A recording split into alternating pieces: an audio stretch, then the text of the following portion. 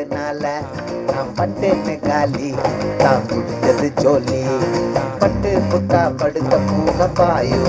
எனக்கு நிறமாறும் உலகில் வந்து முதல் படமாக அமைஞ்சது ரொம்ப சந்தோஷமாக இருக்குது. இதில் வந்து நான் மைம் கப்பியனை பற்றி சொல்லணும். என்னை சின்ன வயசுலேருந்து பார்க்குறாங்க, நிறைய சப்போர்ட். சின்ன வயசுலேருந்தே வந்து ஒரு இது வந்து நல்லா பாடுற தம்பி அப்படின்னு சொல்லிக்கிட்டே இருப்பாங்க. இன்றைக்கி வந்து நான் இந்த இடத்துல நிற்கணும்னா அவங்களும் ஒரு காரணம் தான். ஏன்னா என்னை வந்து எப்போதான் மோட்டிவ் பண்ணிவிட்டு என்னை வந்து இந்த நிலவுக்கு ஆக்கியிருக்கேன். ரொம்ப நன்றிண்ணே. அடுத்தது ரியோனை பற்றி சொல்லணும். கண்ணம்மா என்னம்மா அப்படிங்கிற ஒரு சாங் வந்து ஃபஸ்ட்டு நான் கிட்டார் எடுத்துகிட்டு போய் வாசிச்சு காமிச்சேன். அவன் நான் எப்படி மியூசிக் பண்ணுவேன் எப்படிங்கிறதான் அவருக்கு தெரியாது. ஆனால் வந்துட்டு நீ பண்ண தம்பி நல்லா இருக்குது அப்படின்னு சொல்லிட்டாங்க. நான் ஒரு ஆர்வத்தில் போயிட்டு என் ஆல்ஃப்ரெண்ட் ஒருத்தன் என் ஃப்ரெண்டு தான், அவன் தான் என் மியூசிக் ப்ரோக்ராமராக இருந்தான். ஸோ அவன்கிட்டேருந்து தான் நிறைய லேர்ன் பண்ணி இன்றைக்கி நான் படம் பண்ணியிருக்கேன். ஏன்னா அவனுக்கும் ஒரு ஆல்ஃப்ரெட்டுக்கும் ஒரு பெரிய நன்றி. அந்த இடத்துல பண்ணிவிட்டு நான் ஒரு 3 நாள் கழித்து அண்ணன்ட்ட போட்டு காட்டுறேன். அண்ணன் என்ன சொன்னாங்கன்னா, தம்பி ஏதோ ஒரு பாட்டு மாதிரி இருக்கிறதுங்க வேறு, இதே மாதிரி இந்த பாட்டு மாதிரியே இருக்கிறது வேறு, நீ எப்படி என்கிட்ட வாசியோ எப்படி பாடினியோ அதே மாதிரி பண்ணு அப்படின்னு சொன்னாங்க. எனக்கு அப்போ தான் எனக்கு ஸ்பார்க் அடிச்சது. ஸோ எனக்கு அப்போ தெரியல என்ன நாலேஜுங்கிறது. அப்போ அண்ணன் சொன்னனால தான் நான் வந்து திருப்பி போயிட்டு அது ஒரு நாள் வந்து நான் எப்படி பண்ணனோ அதே ஸ்டைலில் பண்ணேன். அது இன்றைக்கி வந்து 7 மில்லியனுக்கு மேலேயும் போயிட்டுருக்கு. ஸோ அதனால தான் அந்த பாட்டுனால தான் எனக்கு வந்து ஒரு படமாக இருக்கட்டும், எந்த வாய்ப்பாக இருக்கட்டும், அந்த கண்ணம்மா என்னமாங்கிறதான் எனக்கு அடையாளமாக மாறுனுச்சு. எங்களோட துவக்கம் வந்து எங்கே ஆரம்பிச்சது அப்படின்னா, எனக்கு ஒரு தம்பி ஒருத்தர் இருக்கான். முதல்ல அவன் தான் தம்பி தான் வந்து பிரிட்டோ தம்பியை அறிமுகப்படுத்தினான். வேளாங்கண்ணியில் அறிமுகப்படுத்தினான் தம்பி, சந்துரு தம்பி. அது மூலிமா பழக்கமாக வந்தான். எனக்கு வேளாங்கண்ணியில் நிறைய சொந்தங்கள் இருக்கிறதுக்கான முக்கியமான காரணம் பிரிட்டோ தம்பி தான். நாங்கள் சர்ச்சுக்கு போவோம், நிறைய அந்த சர்ச்சுக்கு போய் ப்ரே பண்ண போக சொல்ல எனக்கு எதுவுமே தெரியாது, உள்ளே போக சொல்ல யாருமே கிடையாது. ஆனால் இன்றைக்கி பார்த்தோன்னா ஒரு 1000 பேர் எங்கள் மக்கள் இருக்காங்க அங்கே. அதுக்கு முக்கியமான காரணம் பிரிட்டோ தம்பி. அவ்வளோ ரொம்ப சந்தோஷமான பிள்ளை அந்த பிள்ளை. எப்போதுமே பெரிய மனசோடு இருப்பான், சந்தோஷமாக பாசமாக இருப்பான், எல்லாருக்கும் உதவி பண்ண ஆசைப்படுவான். பெரிய மனசு பையன் பிள்ளை. அந்த பிள்ளை ஜாலியாக வருவான். ஆனால் சாப்பிட்டியா கேட்பான். நைட்டு 12 மணிக்கு 1 மணிக்கு வந்தாலும் என்ன கட்டணம் வாங்கி கொடுப்பான். அவன் இல்லைன்னு சொல்கிறதே கிடையாது, வரைக்கும் முடியாது சொல்கிறதே கிடையாது. என்ன வேணாலும் சாப்பாடு வாங்கி கொடுப்பான். யாரும் பட்னியாக போயிடக்கூடாது, அந்த ஒரு எண்ணம் தான் அவனை இங்கே உட்கார வச்சிருக்கு. எல்லாருக்கும் எல்லாத்தையும் கொடுக்கணும் அப்படின்பது பெரிய மனசு அந்த பிள்ளைக்கு. அதனால் இன்னும் பெருசாக வளருவான். ஒரு 10 படத்துக்கு வேலை பார்க்குற விஷயத்த ஒரே படத்தை வேலை பார்த்துட்டான். ரொம்ப கஷ்டமான விஷயம். எல்லா ஜாம்பவான்கள், எல்லா பெரிய பெரிய மக்கள் நடித்து பெரிய திறமசாலிகள் எல்லாரையும் ஒன்றா சேர்த்து 4 படத்தை ஒரு படத்தை பண்ணியிருக்கான். அது இவ்வளோ பெரிய கஷ்டம். இந்த வயசு என்ன வயசு இருக்கும் பிள்ளைக்கு? அந்த பிள்ளைக்கு மிஞ்சி போனால் 32 வயசு 34 வயசு இருக்கும். நாங்கள் இவ்வளோ வயசாக எனக்கே அறிவில்லை, இன்னும் என்ன பண்ண போகிறோன்னு தெரியல. ஆனால் இத்தனை பேரையும் ரொம்ப அழகாக ஹேண்டில் பண்ணியிருக்கான். எல்லோரும் சந்தோஷமாக வந்திருக்கோம். இங்கே யாருமே துக்கத்தோடு வரவே இல்லை. எல்லாரும் வேலைப்பாடு இருந்தாலும் இந்த வந்ததுக்கு ஒரே காரணம் யாருன்னா பிரிட்டோ தம்பி. அவ்வளோ சொந்தங்களை சேர்த்து வச்சுருக்கான் தம்பி. அதுக்கு ஒரு விஷயம் சொல்லணும் இல்லையா, அது அழகாக சொன்னேன். கடைசியாக முடிக்கும் போது சொன்னேன், ஞாபகம் வச்சுக்குமா நான் தான் அப்படின்னு சொல்கிற மாதிரி இருந்துச்சு. அது உண்மையிலேயே அந்த பிள்ளை போசல கேட்டேன், என்னடா பஞ்சாபியாக மாறிட்டியான்னு கேட்டேன். மீசெல்லாம் முறுக்கி விட்டுட்டு, மீசியே இருக்காது, இப்போ மீசியை முறுக்கி விட்டுட்டு ரொம்ப அழகாக அவனை ரொம்ப நேர்த்தியாக உண்மையாக இருந்திருக்கான். இங்கே இருக்க எல்லாமே சொந்தம் தான் எங்களுக்கு. நாங்கள் யாரும் வேலை பார்க்க வரவே இல்லை. இது குடும்பமாக தான் வச்சுருக்கோம். எங்கள் குடும்பம் அது. இந்த குடும்பத்தில் இத்தனை பேர் ஒன்றா சேர்த்துருக்கான். அதுக்கு பெரிய சேர்த்துருக்கான் அப்படின்னு சொல்லலாம் தெரியல எனக்கு. வாடா பாடா சொல்லணும் கூட தெரியல. இயக்குனர் ஆகிட்டாங்க ஐயா. அதை சொன்னேன். அதுக்கு பெரிய வாழ்த்துக்கள் உண்மையிலேயே. சாண்டி ஐயா அவரோட சுறுசுறுப்பு இருக்குல்ல, அப்படி இருக்கும். எறும்பை கடைச்சி விட்ட மாதிரி இருக்கும். ஒரு புத்தில் அந்த எறும்பை கடைச்சி விட்டு என்ன பண்ணுவேன், டக்கு டக்கு டக்குன்னு ஓடும். ஒரு இடத்துல நிற்காது. எப்படி இந்த எனர்ஜி வச்சுருக்க அந்த மனுஷன்? அப்படி தான் கேட்பேன். எனக்கு நல்ல பழக்கம். நாங்கள் கிளாஸில் பார்த்துருக்கோம், பேசியிருக்கோம், நிறைய விஷயங்கள் பகிர்ந்துக்கிட்டோம். யோசிச்சிட்டே இருப்பார், நிறைய விஷயங்கள் யோசிச்சிட்டே இருப்பாங்க. நாங்கள் எல்லாம் சொன்னோம், உறவாக இருக்கிறதுக்கு காரணமே தான். இங்கே இருக்க எல்லா மக்களும் என் மக்கள். ரியோ தம்பிக்கிட்ட வந்து எப்போதுமே ஒரு இன்னசென்ட் இருக்கும். எப்போதுமே நான் ரொம்ப நாள் ஆசைப்பட்டிருக்கேன், ரியோ கூட படம் பண்ணணும், ஒரு வாட்டி ஒரு படமாக அது பண்ணணும் அப்படின்னு. முதல்ல ஜீப் வாங்கும்போது அவன் காட்டுற விஷயம் வந்து எனக்கு இன்னும் ஞாபகமாக இருக்குது. அந்த பேங்க்கு முன்னாடி அண்ணா நான் ஜீப் வாங்கியிருக்கேன்னா எப்படின்னா இருக்குது. அடுத்த கார் மாற்றிட்டான், அடுத்த வாழ்க்கை மாறி இருக்கு, ஹீரோ ஆகிட்டான். இன்னும் ரியோ மாறவே இல்லை, அப்படியே தான் இருக்கான். எங்களுக்கெல்லாம் வாய்ப்பு கிடைச்ச சக்கரத்தில் கூட நடிச்சதுக்காக வாய்ப்பு கிடைச்சது அண்ணா கூட நடிக்கிறதுக்கு. அது வந்து பீச்சை ஒட்டி ஒரு விஷயம் நடக்கிற விஷயம். அது ரொம்ப மோசமானவன் நான் படத்தில் மட்டும்தான், நேராக கிடையாது. அந்த மோசமான ஒரு கதாபாத்திரத்தை வடிவமைச்சது யாருன்னா பிரிட்டோ தம்பி. இந்த கதாபாத்திரங்கள் எல்லாத்தையும் ரொம்ப அழகாக வடிவமைச்சது யாருன்னா பிரிட்டோ தம்பி. ரொம்ப கஷ்டங்க ஐயா, என்னெல்லாம் வேலை வாங்கிட்டு எப்படி வேலை வாங்குவான்? என் மனசு கோணாமல் ஒரு விஷயத்தை அழகாக சொல்லி வேலை வாங்கிட்டு போயிடுவான். எத்தனை டே கூட வாங்குவான், ஆனால் அழகாக வாங்கிடுவான். ரியோ ஒரு நடிப்பு ராக்ஷசன். பாரதி ராஜா சார் சொல்லவே வேண்டாம், அவர் ஒரு இன்னொரு ராக்ஷசன். நட்டி சார், அப்புறம் சாண்டி மாஸ்டர், யோகி பாபு, இவ்வளோ பேர் தவிர இங்கே இருக்கிற அத்தனை ராட்சசர்களுக்கு தீனி போடணும். அப்போது அது வந்து எவ்வளோ ஒரு பெரிய விஷயம், அதை பிரிட்டோ ரொம்ப அழகாக செஞ்சார். நான் வந்து கூட நடிச்சிட்ருக்கேன், இன்னொரு படம் அடுத்த வாரமே ரிலீஸ் ஆகுதா, அதில் பாருங்கள் மிரட்டியிருப்பார் ரியோ. ரியோ வந்து ஃப்ரெண்ட்ஸ், நல்ல ஃப்ரெண்ட்ஸ் வச்சுப்பார். நான் ஒரு ஃப்ரெண்டு இல்லை, நல்ல ஃப்ரெண்ட்ஸ்லாம் வச்சுப்பார். அந்த வகையில் பிரிட்டோ அவரோட ஃப்ரெண்டு. அதனால் அவரோட ஒரு ஃபங்க்ஷனில் பிரிட்டோ பார்த்து என்னை நடிப்பீங்களான்னு ரொம்ப தயங்கி கேட்டார். ஒரு நாள் தான் நடிச்சிருக்கிறேன். ஆனால் அந்த தீனியானது அவர் போடக்கூடியது ஒரு ஆர்டிஸ்ட்டுக்கு ரொம்ப சாட்டிஸ்ஃபையிங்காக நாங்கள்லாம் வந்தது. நம்ம மைம் கோபி சார் சொன்ன மாதிரி எல்லாரும் ரொம்ப சந்தோஷமாக இந்த படம் நல்லா ஓடணும். பிரிட்டோ ஒரு நல்ல டைரக்டர்ன்றது நான் டப்பிங்கில் நட்டி சார் அண்ட் கவிதா அவங்க போர்ஷன் பார்த்தேன், பிரமாதமாக நடிச்சிருக்காங்க. மிச்சது ஃபுல் படம் நான் இன்னும் பார்க்கல. ஒரு ஃபஸ்ட்டு படம் டைரக்ட் பண்ணுறதுன்றது பெரிய விஷயம்.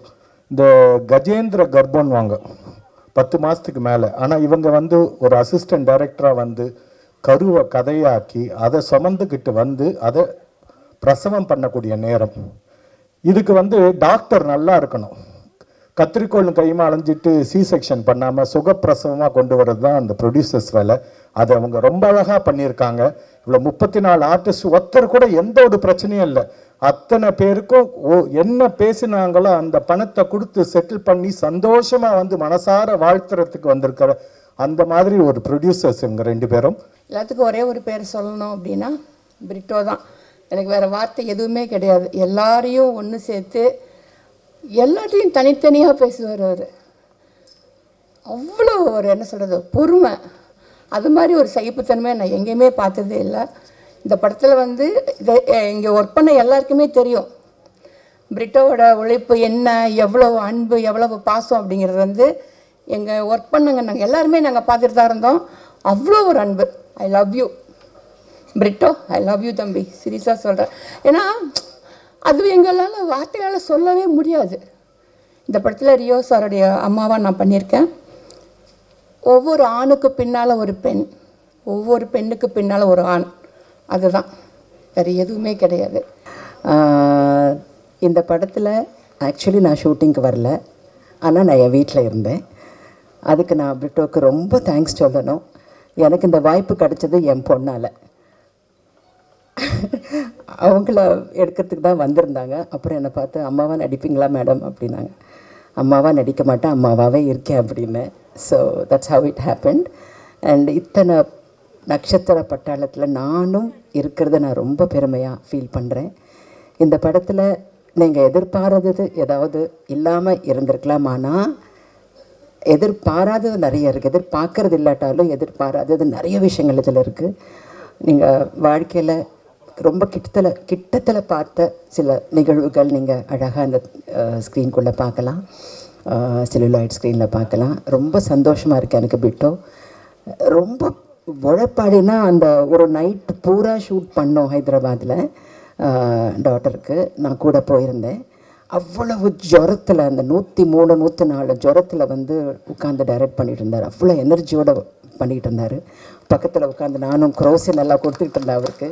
I hope you remember this. அவ்வளவு உழைப்பாளி அண்ட் ஹார்ட் ஒர்க் ஈல்ஸ்ன்னு சொல்லுவாங்க பிரிட்டோ. ஆக்சுவலி இது எனக்கு ரொம்ப ஸ்பெஷலான ஒரு மொமெண்ட் இன்னைக்கு. ஸோ அதனால் ஒரு குட்டி ஸ்டோரி மட்டும் சொல்லிக்கிறேன். ஆம்பூர்னு ஒரு சின்ன ஊர். அங்கேருந்து வந்து ஒரு நார்மல் ஒரு மிடில் கிளாஸ் பொண்ணு, நல்லா படிக்கிற பொண்ணு. அங்கே வந்து இன்னும் செம்மையாக படிக்கலாம் அப்படின்னு சொல்லிட்டு சென்னைக்கு கிளம்பி வரா. அப்படி ஒரு நாள் படிக்க போகும்போது சென்னையில் ஒரு சாதாரண ஒரு கவர்மெண்ட் பஸ்ஸில் வந்து போயிட்டு இருந்தா. அப்படி போயிட்டு இருக்கும்போது ரோட்டில் ஒரு பெரிய பேனர், ரொம்ப அழகாக ஒரு பெரிய அட்வர்டைஸ்மெண்ட் பேனர் வந்து அவள் பார்க்குறா. ஸோ அது பார்த்ததும் அதில் யார் இருக்காங்கன்னா ஒரு பெரிய ஆக்ட்ரஸ். யாருன்னா none other than நம்ம lady super star Nayanthara ma'am வந்து அந்த பேனரில் இருக்காங்க. ஸோ அந்த பேனரை பார்த்து தான் அவன் நினைக்கிறா, செம்ம கிராண்ட் ஜுவல்லரிலாம் போட்டு செம்ம அழகாக இருக்கு அந்த பேனர். அதை பார்த்ததும் அவள் நினைக்கிறா, நம்ம இவ்வளோ அழகான ஜுவல்லரிலாம் வாங்குறதுக்கு நம்மக்கிட்ட காசு தான் இல்லை, அட்லீஸ்ட் அந்த ஆடில் நம்ம வரலாம்ல அப்படின்னு. ஸோ அன்னைக்கு நைட் அவள் வந்து ஒர்க் பண்ண ஆரம்பித்தா. அதுக்கப்புறம் அதுக்காக ப்ரிப்பேரும் பண்ண ஆரம்பித்தா. ஸோ அன்றைக்கி ஓட ஆரம்பித்த அந்த பொண்ணு அதுக்கப்புறம் கொஞ்சம் கொஞ்சமாக அவளே ஆப்பர்ச்சுனிட்டிஸ்லாம் க்ரியேட் பண்ணி என்ன பண்ணலாம், அதுக்காக நம்ம என்ன பண்ணலான்னு சொல்லிட்டு ஓட ஆரம்பிச்சு ஷார்ட் ஃபிலிம்ஸு, பைலட் ஃபிலிம்ஸு, குட்டி குட்டி ஆட்ஸு அது இதுன்னு எல்லாமே ட்ரை பண்ணி அப்படியே அந்த ப்ராசஸ் போயிட்டு இருந்துச்சு. அப்படி போயிட்டு இருக்கும்போது ஒரு நாள் வந்து ஒரு பிக் டெலிவிஷன்லேருந்து ஒரு கால் வந்துச்சு. இந்த மாதிரி உங்கள் ஒர்க்ஸ்லாம் பார்த்தோம் நல்லா இருக்குன்னு சொல்லிட்டு ஒரு சீரியலில் ஒரு சான்ஸ் கிடச்சிது. ஒரு சின்ன கேரக்டர் கிடச்சிது. அந்த கேரக்டர் பார்த்து அதுக்கப்புறம் ஒரு பெரிய கேரக்டரில் சான்ஸ் கிடச்சிது. ஸோ அப்படி போயிட்டு இருக்கும்போது அந்த டெலிவிஷனில் பண்ண அந்த கேரக்டருக்காக மக்கள்கிட்டேருந்து அவ்வளோ லவ், அவ்வளோ ஒரு அன்பு. எங்கே போனாலும் அவங்க வீட்டு பொண்ணாக வந்து அந்த பொண்ணை வந்து பார்க்க ஆரம்பித்தாங்க. அந்த பொண்ணு வேறு யாரும் இல்லை, நான் தான். ஸோ முல்லைன்னு ஒரு கேரக்டர் பண்ணேன். அதுக்கு அவ்வளோ லவ் இன்னைக்கு வரைக்கும் எனக்கு வந்து மக்கள் கொடுத்துட்ருக்காங்க.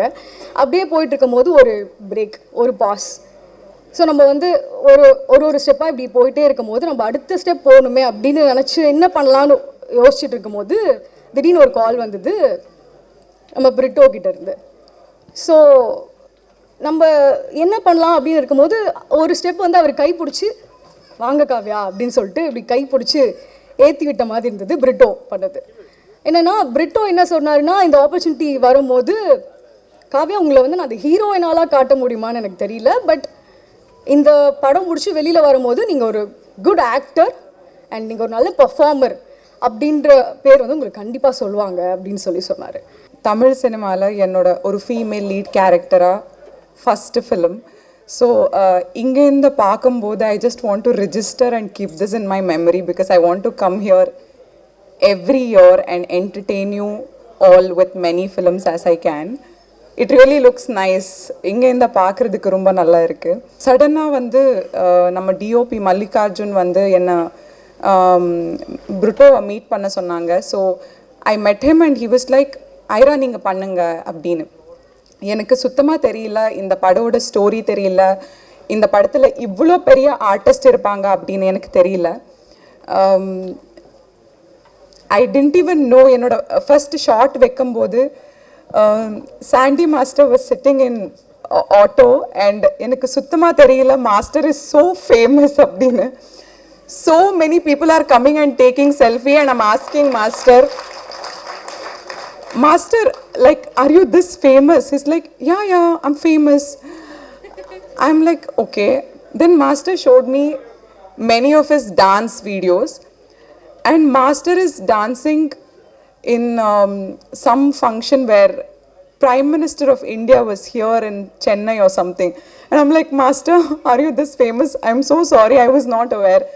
I am so glad, Master, I got to share screen with you. இந்த படத்தில் நான் அதித்தி அப்படின்ற ஒரு கேரக்டர் ப்ளே பண்ணியிருக்கேன். எனக்கு எடிட்டர் தமிழ் முன்னாடியே தெரியும். நாங்கள் ஒரு ஷார்ட் ஃபிலிமில் ஒன்றா ஒர்க் பண்ணோம், பாலாஜியும் நானும் சேர்ந்து நடித்தோம். ஸோ அப்படி தான் வந்து இந்த படத்துக்கு என்னை ரெஃபர் பண்ணார். அண்ட் ஒரு நாள் தான் அந்த படத்தோட ஷூட் இருந்தது. பட் எனக்கு பிரிட்டோ சார் மேலே ஒரு தனி ரெஸ்பெக்டே வந்தது. பிகாஸ் ஸ்மால் இன்கன்வீனியன்ட் ஷூட்டில் இருந்தால் கூட அவர் வந்து அவரே வந்து சார்ட் அவுட் பண்ணுற அளவுக்கு அவர் அவ்வளோ ஒரு ஸ்வீட் பர்சன். அண்ட் ஆரம்பத்தில் கொஞ்சம் ஸ்கெப்டிக்கலாக இருந்தேன், பார்த்து ரோல் பண்ணலாமா வேணாமா. But he convinced me. He said கண்டிப்பாக இது உங்களுக்கு ஒரு நல்ல எக்ஸ்பீரியன்ஸாக இருக்கும்னு சொன்னார். என்னோடய ஃபஸ்ட்டு படம் நான் நடிச்சிட்டு தான் இருந்தேன். என்னோடய ஃபஸ்ட்டு படம் யாருக்கு எப்படி என்ன பண்ணணும்னு நிறைய கதைகள் இருந்துச்சு. ஆனால் இந்த கதைக்கான ரீசன் அம்மா. ஸோ அம்மாவுக்கு ஒரு டெடிக்கேஷனாக ஒரு எல்லா விதமான விஷயங்களும் ஒரு விமன்ஸ்க்காகட்டும் ஒரு அம்மாவுக்காகட்டும் இந்த படம் வந்து ரொம்ப ரொம்ப ரொம்ப முக்கியமான ஒரு படமாக நான் பார்க்குறேன். ஏன்னா நிறைய படங்கள் வந்திருக்கலாம், ஆனால் இது ஸ்பெஷலாக இருக்கும். கண்டிப்பாக வந்து உங்கள் எல்லாருக்குமே அது பிடிக்கும். லாக்டவுனில் வந்துட்டு ஆக்சுவலாக மைம் கோபியானந்த் தான் வந்துட்டு எனக்கு ஆக்டிங்லாம் சொல்லி கொடுத்தது. பயங்கரமாக வந்துட்டு அவர் ஒன்று பயங்கரமாக பண்ணி காட்டுவார். ஆனால் என்னென்னமோ பண்ணுறீங்களேன்னு கேட்பேன். இதெல்லாம் எப்படி பண்ணுறீங்கன்ட்டு. இல்லை தம்பி அதை ஒன்றும் இல்லை தம்பியான்னு வர்றாரு. அவர் பேசுகிறத நம்ம அது பார்த்துனே இருக்கலாம். அதுலேயே நம்ம நிறைய நடிப்பை கற்றுக்கலாம். ஒரு சின்ன விஷயம் தான் பேசுவார், அதில் 1008 ரியாக்ஷன் கொடுப்பார். யாரையும் அந்த மனுஷன் இந்த மாதிரி ரியாக்ஷன் கொடுக்குறான்ட்டு. இதெல்லாம் நம்ம எப்போ பண்ணுறது? லவ் யூண்ணே. நீங்கள் கொடுத்த அந்த சின்ன சின்ன டிப்ஸை வச்சு தான் இன்ன வரைக்கும் வந்து ஓட்டின்னு இருக்கேன். அதை வச்சு தான் மலையாளத்துலலாம் அப்படியே தாஜா பண்ணியிருக்கேன். பிரிட்டோ சொன்னோடனே ஃபஸ்ட்டு ரியோ டார்லிங் தான் சொன்னார். பிரிட்டோ ஒரு கதை இருக்குது டார்லிங், நீங்கள் கேளுங்க, உங்களுக்கு அது பிடிச்சிருந்தா நீங்கள் பண்ணுங்கன்னு. ஓகே, நான் பிரிட்டோட சொன்னேன். ஓகேடா வார் சொல்கிறேன்னு பிரிட்டோ வந்து சொன்னார். சொன்னால் உண்மையாலுமே அவன் நரேஷனே வந்துட்டு செம்மையாக இருந்தது. சொல்கிற விதெல்லாம் வந்து பயங்கரமாக இருந்தது. ஓகே, நம்மளுக்கு ஏற்ற மாதிரியே இருக்குது. ஏன்னா ஆஃப்டர் லியோக்கு அப்புறம் எனக்கு நிறைய அந்த நெகட்டிவ் ஷேடு தான் வந்தது ஃபுல்லாகவே நிறைய. அதே மாதிரி அதான் நம்ம இண்டஸ்ட்ரியில் தெரியல, போலீஸ்காராக வந்துன்னு இருப்பாங்க ஒரு 10 வருஷத்துக்கு, வில்லனா அப்படியே வில்லனாகவும் இருப்பாங்க. அதே மாதிரி தான் எனக்கும் அதே மாதிரி தான் வந்துட்டு சைக்கோ, அப்படியே சைக்கோ த்ரில்லராக தான் வந்துருந்தது. சொல்கிறவங்களாம், சார் நீங்கள் எடுத்தோன்னே அப்படியே கத்தியை தூக்கின்னு ஓடுறீங்க சார், ஓடி அப்படியே கழுத்தலாம் அப்படிலாம். சார் அது வேணாம் சார், ஒன்று பண்ணியாச்சு போதும் சார், எனக்கு ஜாலியாக பண்ணணும், எனக்கு ஒரு ஆசை, எனக்கு சாண்டி ஜாலியாக அந்த மாதிரி பண்ணுவேன் சார். பிரிட்டோ சொன்னோன்னே ரொம்ப பிடிச்சிச்சு, இதான்ப்பா ஜாலியாக இருக்குவா. அப்போ பிரிட்டோட ஒரே சொன்னேன், பிரிட்டோ சாங் ஏதாவது இருக்கான்னு கேட்டேன். ஆனால் இருக்குன்னு உங்களுக்கு மட்டும் தான் ஜாலியான பாடுது. அப்பா அது ஒன்று போதுன்னா அது ஜாலியாக இருந்தது. எனக்கு கதையாகவே வந்துட்டு அதுவும் அம்மா கேரக்டர்லாம் சூப்பராக நடிச்சிருக்காங்க. அவங்கள சான்ஸ் இல்லை, எல்லாத்துலேயும் சொல்லுவாங்க. அது நட்டி சார்லாம் வந்துட்டு இப்போ தான் வெளில சொல்லுங்கள் சார், என்ன ஆக்டர் சார் நீங்கள், ஐயோ கர்ணன் படத்துலலாம் என்னமா நடிச்சிருப்பீங்கன்ட்டு. இவ்வளோ நடிப்பு, இவ்வளோ பட்டாளத்து நடுவில் நம்மளும் வந்திருக்கோமேன்ட்டு எனக்கு ரொம்ப ரொம்ப ஹாப்பியாக இருக்குது. எல்லார்ட்டையும் போய் சொல்லணும் அப்படின்னு சொல்லி நான் கேட்டுக்கிறேன். பிகாஸ் இது நான் சொல்லணுமா சொல்லாமா வேணாமான்னு தெரில, நான் எனக்கு சொல்லணும்னு தோணுது, அதனால சொல்கிறேன். ஜோ ரிலீஸ் ஆகி ஜோ நல்லா இருக்கு அப்படின்றத சில ரிவ்யூவர்ஸ் போடவே இல்லை, அந்த படத்தோட ரிவ்யூ கூட போடாமல் இருந்தாங்க. நாங்கள் ஃபோன் பண்ணி கேட்டு கொஞ்சம் நீங்கள் பார்த்துட்டு போடுங்க அப்படின்னு கேட்டுலாம் சில பேரெல்லாம் போட வச்சோம் நாங்கள். ஸோ அதனால் இதோட ப்ரெஷ் ஷோ பார்த்துட்டு இந்த படம் எப்படி இருக்குன்றதை வந்து கொண்டு போய் சேர்க்கணும் அப்படின்னு சொல்லிட்டு நான் கேட்டுக்கிறேன். நிறமாறும் உலகில் ரொம்ப ரொம்ப முக்கியமான படம் பிரிட்டோவுக்கு. இந்த சொல்லுவோம்ல, இந்த ஆரம்பிக்கும் போது ஒன்றா ஆரம்பித்தோம், உண்மையிலேயே நாங்கள் 2 பேரும் ஆரம்பிக்கும் போது ஒன்றா ஆரம்பித்தோம்.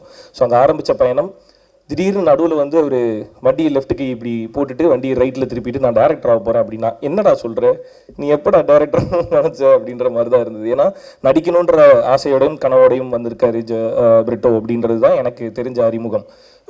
எங்களோட பயணத்தில் திடீர்னு வந்து டேரக்டர் ஆக போகிறேன் அப்படின்னு சொல்லும்போது ஃபஸ்ட்டு ஒரு ஃப்ரெண்டாக எனக்கு ஷாக்காக தான் இருந்தது. அதுக்கப்புறம் கதையெல்லாம் எழுதிட்டு வரும்போது ஓகே உண்மையிலேயே டேரக்டர் தான் போலையே அப்படின்ற மாதிரி இருந்தது.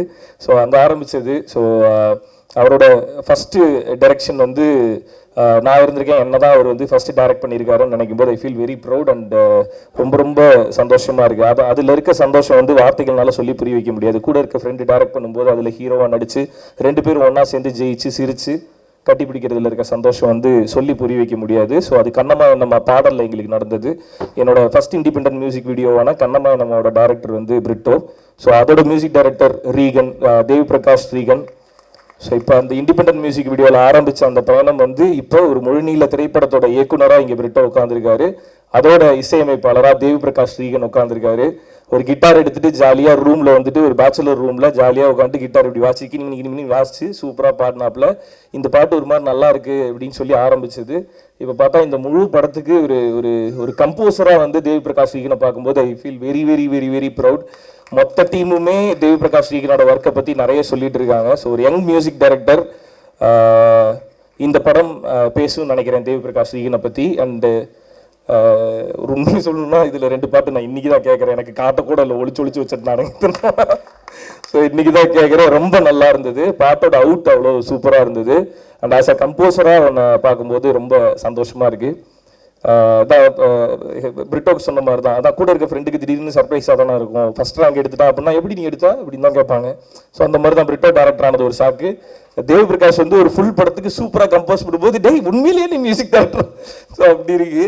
ஸோ அண்ட் அடுத்து தமிழ் நெஜமுண்டு நேர்மையுண்டு ஒரு ராஜாவோட படத்தோட எடிட்டர் அண்ட் அவரோட சேர்ந்து அடுத்த படம் நிறமாறும் உலகில். அதுக்கு அடுத்த படத்தை பற்றி அடுத்து அப்புறமேட்டு பேசுவோம். ஸோ நிறமாறும் உலகில் வந்து தமிழ் எடிட் பண்ணியிருக்காரு. ஸோ இந்த படத்தில் வந்து அதான் ஒரு நல்ல டைரக்டருக்கான அடையாளமாகவும் ஒரு நல்ல படத்துக்கான அடையாளமாகவும் என்ன நான் பார்க்குறேன் அப்படின்னா, எல்லா டிபார்ட்மெண்ட்டில் இருக்க எல்லாருமே பர்ஃபெக்டாக வேலை பார்த்தா அந்த படத்தோட டைரக்டர் பர்ஃபெக்டாக எழுதியிருக்காருன்னு அர்த்தம், அந்த படம் பர்ஃபெக்டாக வந்திருக்குன்னு அர்த்தம். எனக்கு பெரிய சர்ப்ரைஸாக இருந்தது என்னென்னா, பிரிட்டோ வந்து அந்த கதையை சொல்லும்போது தான் ஃபஸ்ட் ஃபிலிம் டைரக்டர் கதை சொல்ல போகிறாருன்னு கூப்பிட்டாங்க. சரி நம்ம இடத்துல மீட் பண்ணோம். அங்கே போய் அவர் கதையை ஆரம்பித்து சொன்ன உடனே அந்த சில படங்களை யோசிச்சுட்டு ஒரு 2 நாள் கழிச்சு சொல்லுவோம்ல, அந்த எண்ணமே வரல எனக்கு. இது உடனே நம்ம பண்ணணும் அப்படின்னு தோணுச்சு. அப்படி தான் இந்த படம் பண்ணோம். அண்ட் ஃபஸ்ட் டே ஷூட்டிங் போன போது அவர் அதுக்கு முன்னாடி எடுத்திருந்த போர்ஷனை வந்து எங்கிட்ட காமிச்சார். I was bowled over. இது வந்து எனக்கு பிரிட்டோ, இது உங்களோட முதல் படமாக எனக்கு தெரியல, ரொம்ப அருமையாக பண்ணியிருந்தார் அவர். அவருக்கு 2வது பிரிட்டோவை பற்றி இன்னொரு விஷயம் நான் சொல்லணும்னா, இந்த பேன் இண்டியா டைரக்டர்ஸ்னு சொல்கிறாங்கல்ல, அந்த லிஸ்ட்டில் இன்னொரு 6 மாதமோ 1 வருஷத்துலேயே அவர் போய் சேர்ந்துருவார்னு நினைக்கிறேன். ஏன்னா அவ்வளோ நல்ல படம் ஒன்று பண்ணியிருக்காரு இந்த நிறம் மாறும் உலகில்.